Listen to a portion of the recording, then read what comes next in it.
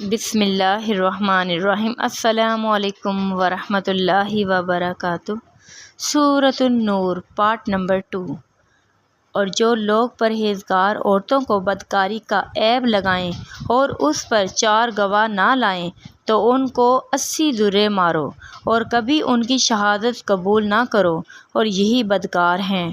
ہاں، جو اس کے بعد توبہ کر لے اور اپنی حالت سنوار لے تو خدا بھی بخشنے والا مہربان ہے۔ اور جو لوگ اپنی عورتوں پر بدکاری کی تہمت لگائیں اور خود ان کے سوا ان کے گواہ نہ ہوں تو ہر ایک کی شہادت یہ ہے کہ پہلے تو 4 بار خدا کی قسم کھائے کہ بے شک وہ سچا ہے، اور 5ویں بار یہ کہے کہ اگر وہ جھوٹا ہو تو اس پر خدا کی لعنت۔